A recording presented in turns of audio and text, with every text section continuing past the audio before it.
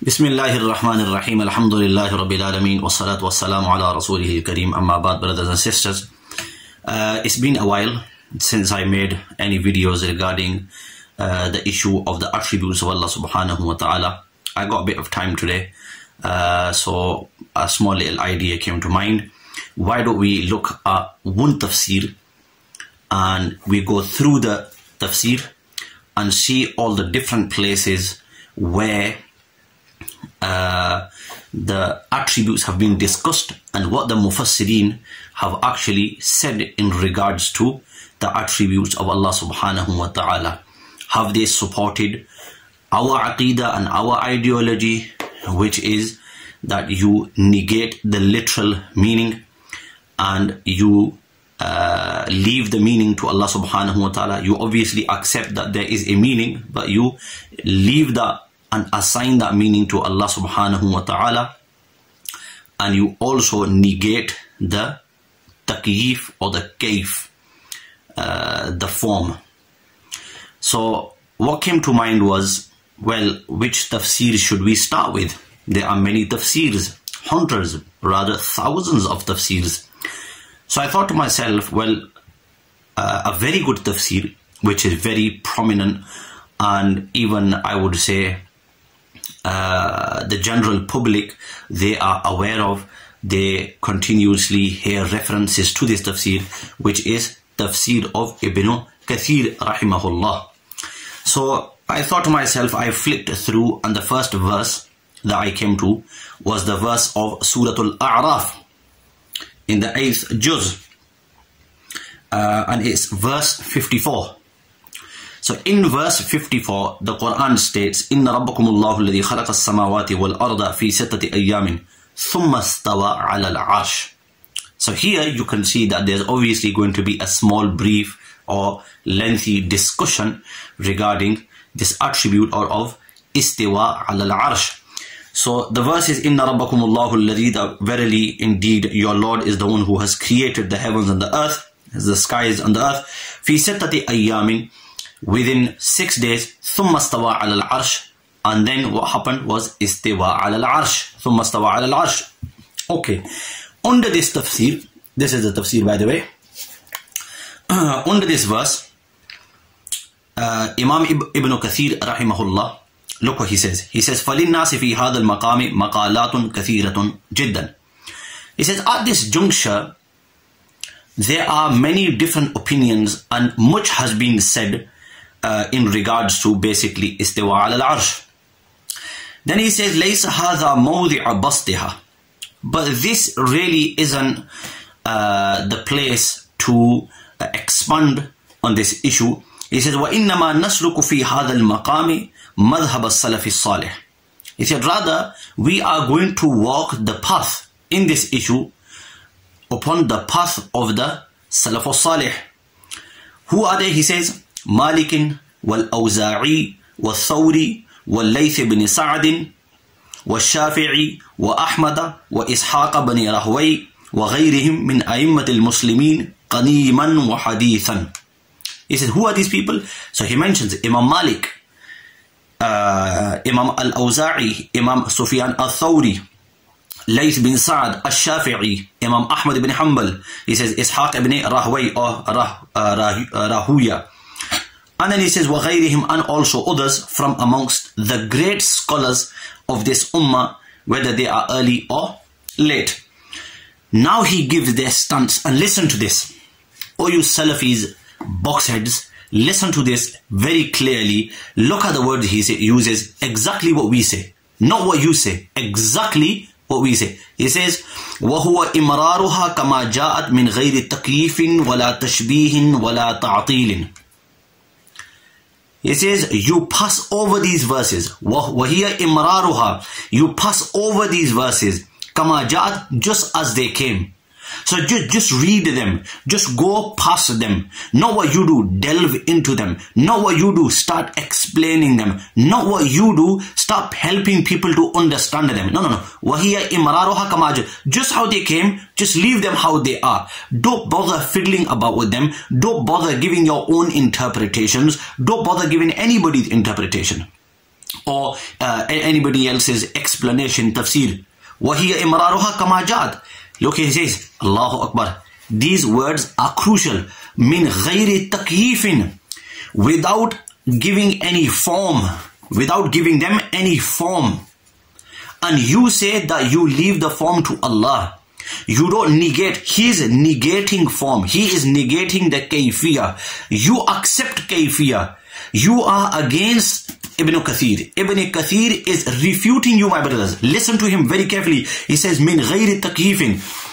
I just want to make a very quick point here. I've mentioned this point many a times.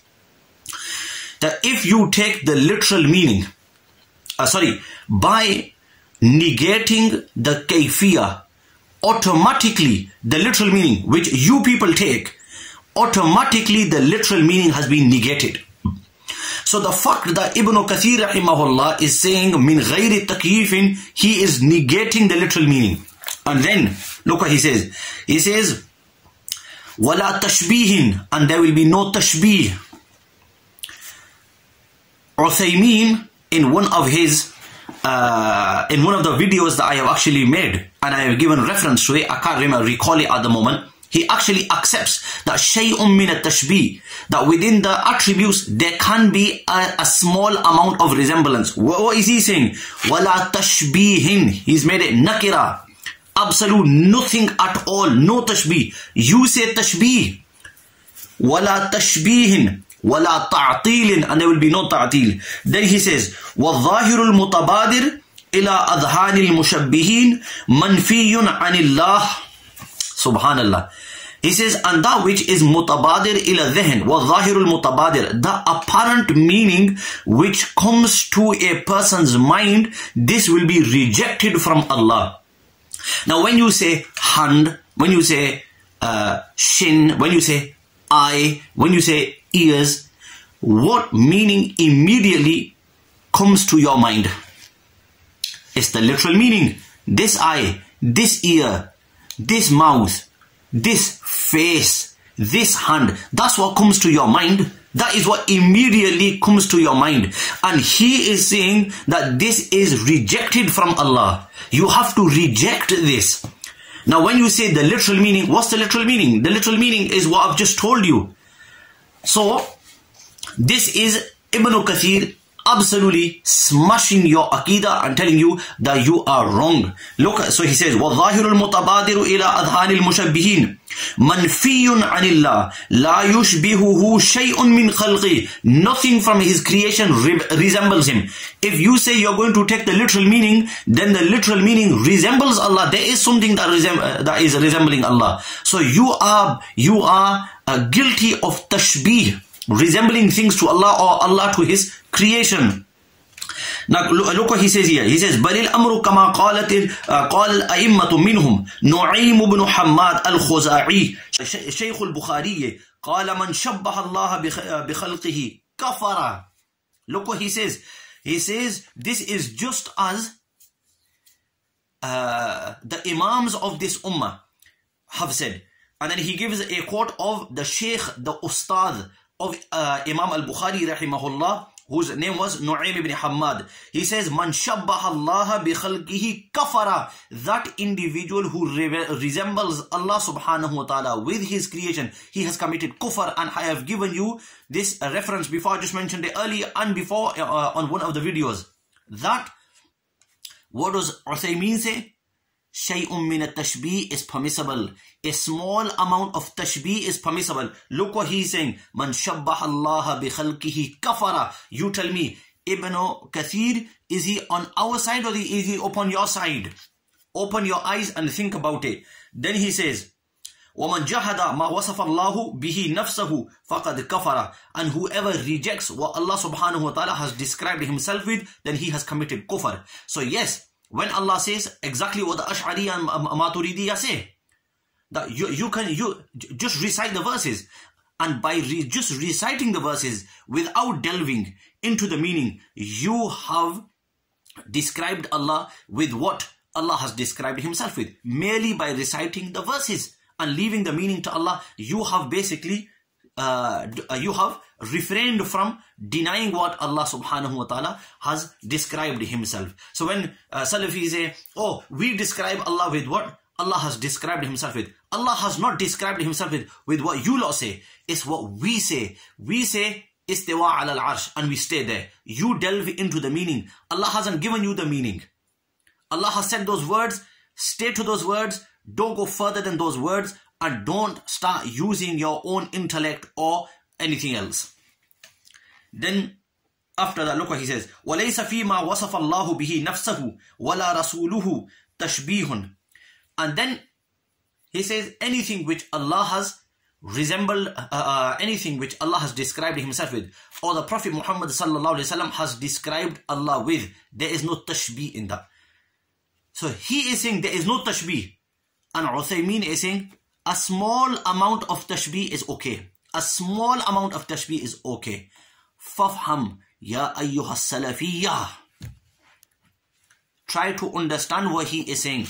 Open your brains and try to understand what the Salaf of this Ummah have been saying. People like Nu'aym ibn Hammad and people like Imam Malik, Imam Awza'i, Sufyan al-Thawri, Layth ibn Sa'ad. All these individuals understand what they are saying. This is